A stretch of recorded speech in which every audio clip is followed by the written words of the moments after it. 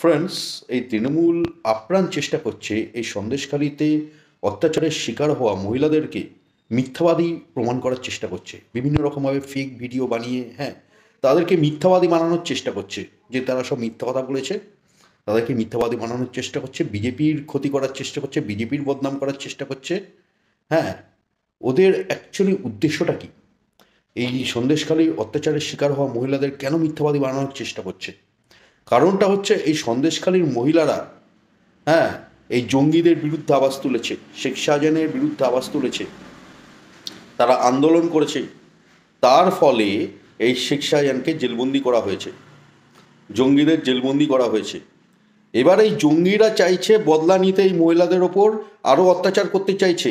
এই মহিলারা যেহেতু মুখ মুখ খুলেছে, যেহেতু এই মহিলাদের কারণে জঙ্গিরা জেলবন্দি হয়ে গেছে, তাই জঙ্গিরা এই মহিলাদের ওপর আরও অত্যাচার করতে চাইছে।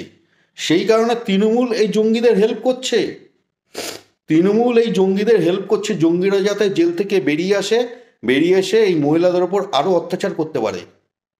ঠিক আছে, সেই কারণে তৃণমূল হেল্প করছে, বিভিন্ন রকম ফেক ভিডিও বানিয়ে মহিলাদের মিথ্যা বদনাম দেওয়ার চেষ্টা করছে, আর জঙ্গিদের হেল্প করছে যাতে জঙ্গিরা জেল থেকে বেরিয়ে মহিলাদের ওপর আরও বেশি করে অত্যাচার করতে পারে। এটাই হচ্ছে তৃণমূলের মাকসাদ, এটা হচ্ছে বিষয়।